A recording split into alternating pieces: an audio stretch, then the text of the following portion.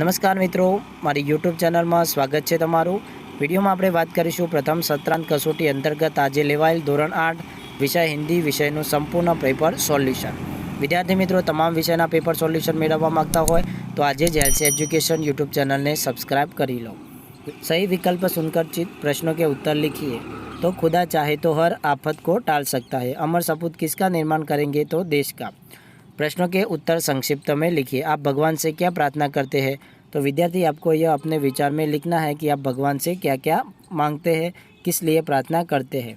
कई नई मुस्कान कहाँ देखना चाहते हैं? तो युग युग से जो पुष्प मुरझाए हुए हैं उनमें कभी नई मुस्कान देखना चाहते हैं।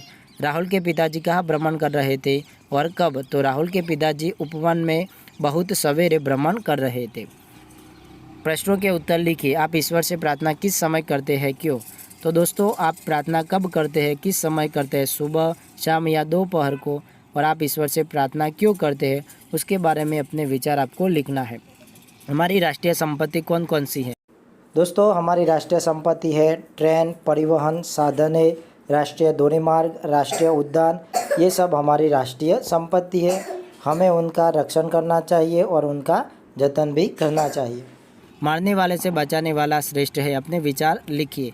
तो दोस्तों, आपको यहाँ पर अपने विचार लिखने हैं कि कैसे मारने वाला बचाने वाले से श्रेष्ठ होता है, क्योंकि मार तो हर कोई सकता है लेकिन बचा कोई ही सकता है, इसीलिए मारने वाला से ज़्यादा बचाने वाला श्रेष्ठ होता है। तो उसके बारे में आपको अपने विचार लिखने हैं।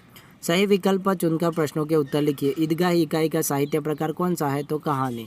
सुनीता और कल्पना चावला दोनों को किससे बेहद लगाव था? तो भारतीय संगीत से। प्रश्नों के उत्तर संक्षिप्त में लिखिए। रोज़े के दिन मुसलमान क्या करते थे? तो रोज़े के दिन मुसलमान रोज़ा रखते थे और खुदा की इबादत करते थे। अंतरिक्ष यात्रा में किस प्रकार की मुश्किलें आती है? तो अंतरिक्ष यात्रा में वहाँ पर चलने की, फिरने की, खाना खाने की, रहने के लिए, सांस लेने की आदि मुश्किलें आती है। डॉक्टर कलाम ने अपने बचपन की कौन सी यादगार घटना सुनाई? तो पक्षी कैसे उड़ते हैं यह बात उनके शिक्षक ने समुद्र तट पर जाकर उन्हें अनुभव से जीवंत उदाहरण देकर समझाया था। यह बात अपने बचपन की बात उन्होंने कहकर सुनाई। क हामिद ने चिमटा ही क्यों खरीदा? तो हामिद की दादी है, जब वह तवियों से रोटियां उतारती थी तब उनकी उंगलियां जल जाती थी, इसीलिए हामिद ने चिमटा ही खरीदा। पढ़े हुए से देखा हुआ ज्ञान याद रह जाता है, क्यों? तो पढ़ा हुआ ज्ञान से ज़्यादा देखा हुआ ज्ञान अनुभवजन्य होता है, इसलिए वह हमें ज़्यादा याद रह जाता है। दुष्यंत बालक के प्रति क्यों आक्रुत हो गए? क्योंकि बालक था वह बहुत ही सुंदर, निडर और मनमोहक था, इसलिए वह बालक के प्रति आक्रुत हो गए। परिच्छेद पढ़कर निम्नलिखित प्रश्नों के उत्तर लिखिए। तो सबसे पहला प्रश्न है, बापू की दृष्टि से क्या करना सबसे बड़ा पाप है? तो बच्चों को पीटना सबसे बड़ा पाप है। बच्चों के सुधारने के लिए बापू कौन कौन से मार्ग बताते हैं? तो बापू कहते हैं कि बच्चों को सुधारने के लिए उन्हें प्रेम और स्नेह से समझाना चाहिए। बापू के मतानुसार बच्चे किसके अधिकारी है, क्यों? तो बापू के मतानुसार बच्चे हैं वो स्वर्ग के अधिकारी है, क्योंकि बच्चे निर्दोष होते हैं, उनके जैसा भोला इस दुनिया में कोई होता नहीं है। दोष शब्दों का विलोम शब्द लिखिए। तो निर्दोष। परिच्छेद का उचित शीर्षक दीजिए। तो होगा विद्यार्थी मित्रों, बच्चे मन के सच्चे।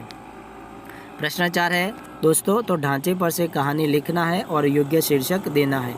एक स्त्री, नेवला पालना, पानी भरने को बाहर जाना, लौटने पर नेवले का खून से लथपथ मुंह देखना, बच्चे की हत्या की शंका, नेवले पर घड़ा पटकना, बच्चे को जिंदा पाना, पासी एक मरा हुआ सांप पाना, पछतावा सीख। तो हम यह कहानी देखेंगे। कहानी हम दिखेंगे। एक गांव था, उस गांव में एक स्त्री रहती थी। उसने अपने घर में एक नेवला पाला था, वह उसके अपने घर में ही रखती थी। एक दिन वह पानी भरने के लिए बाहर जाती थी। घर में बच्चा और नेवला दोनों अकेले थे। जब स्त्री घर के बाहर गई तब बच्चा पालने में सो रहा था।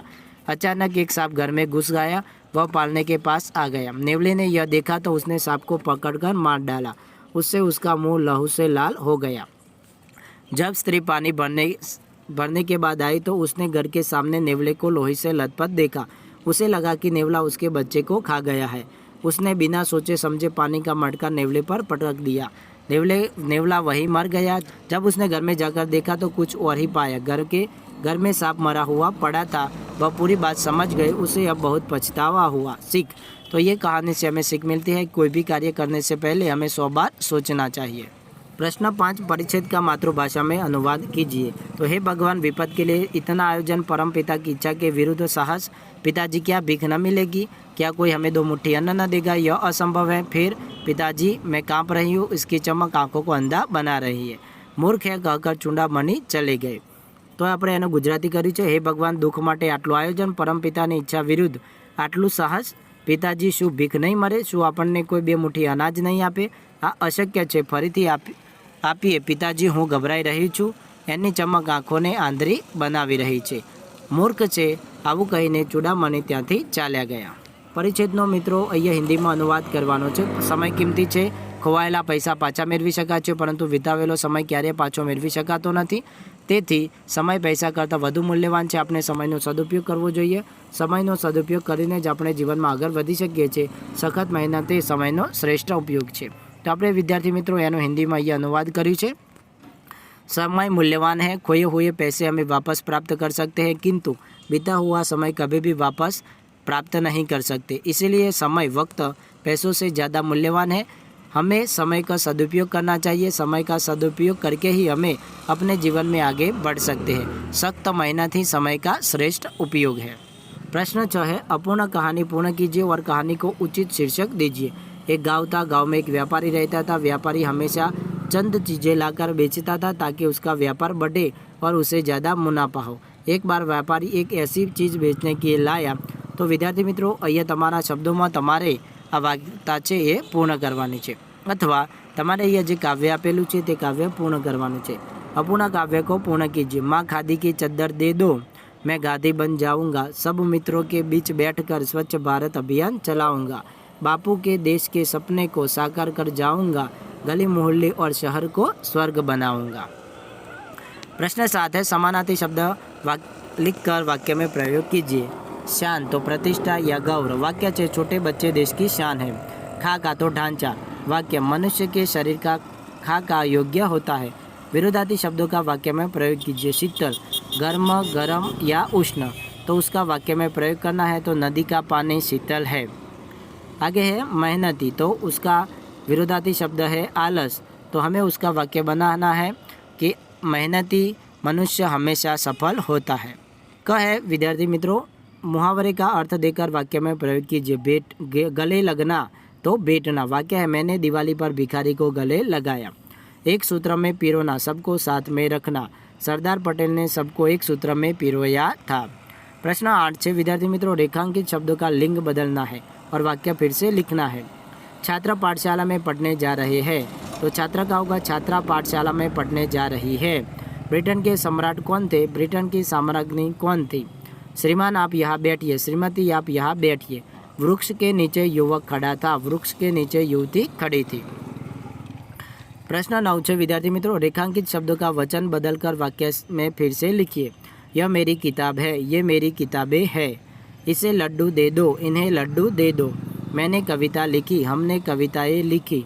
मुझे लुटेरे का डर था, हमें लुटेरों का डर था। उपसर्ग लगाकर नया शब्द बनाइए। गुण, तो आवशे अगर विद्यार्थी मित्रों अव, तो आवशे अवगुण। वी वत्ता योग, वियोग। प्रत्यय लगाकर नया शब्द बनाइए। खेल, तो खेलता। खाट, इया, तो खटिया। विद्यार्थी मित्रों, वाक्यों में अव्यय पहचान कर लिखिए। तो सबसे पहला वाह, क्या कैच लिया है? तो वाह।